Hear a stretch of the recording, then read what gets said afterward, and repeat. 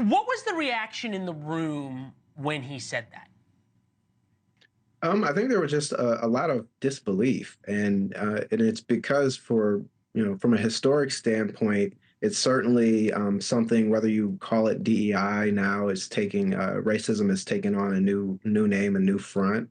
And similarly, it's like whenever people would say that someone is an affirmative action hire, it is an insulting thing, but it's also one of the things. It's a trope that people have had to combat for a long time. And I think that most of the people in that room, a collection of Black journalists, nearly 2,000 or more than 2,000 people in that room, I think that resonated with people in a different way. And I think there were some outward gasps, and there were just people who were reacting to this. In a bit of disbelief. There was other moments there, though, of boos, of jeers, of cheers. I've never seen a group of journalists act as though they had a side in a political rally vocally in that way. What'd you make of the outward expression, not just at that question, but almost at every moment, of emotion, positive or negative? I think there's a mixture of people in the room. I mean, they're not all journalists. I think that there's a collection of people who are adjacent to journalism.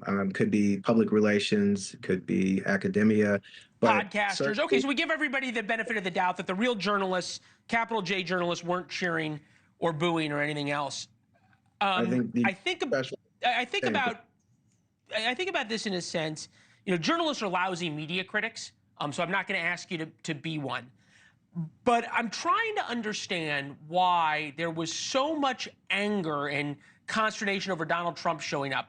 And there was really no mention, it didn't seem anybody was upset, that Kamala Harris did not.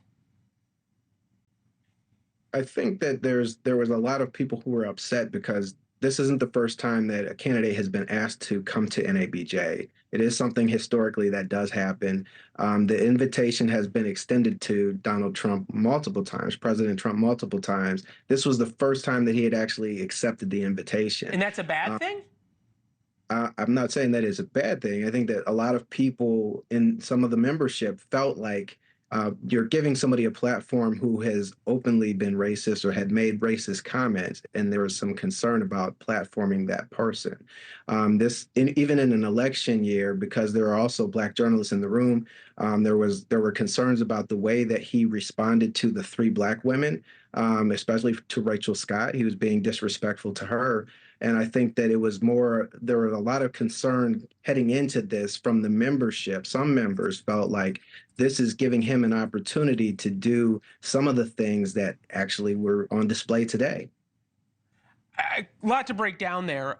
Just in the issue of disrespectful, I'm not in the business of critiquing other journalists, but people can decide for themselves sort of how the back and forth went between them and this person is the president of was the president of the United States, may be again. But again, in terms of disrespectful, Kamala Harris has not spoken to the press for 10 days. She's not had a meaningful interaction with the press. And I still don't understand the anger.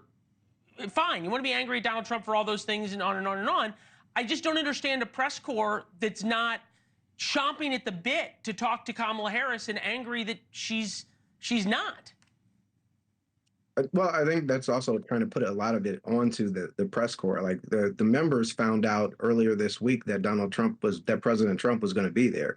So this is a group of people who came out. If he was there, they also talked to President Ken Lemon, and he's trying to extend an opportunity for Harris to come as well. Vice President Harris has not, to this point, accepted that invitation, though they said today that could happen in September. If they end up having a conversation in September, members would welcome that opportunity as well.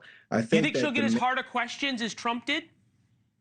I think that the journalists are going to ask tough questions to any candidate that shows up. Thanks for watching. Go to joinnn.com to find NewsNation on your television provider. And don't forget to click the red subscribe button below to get more of NewsNation's fact-driven, unbiased coverage.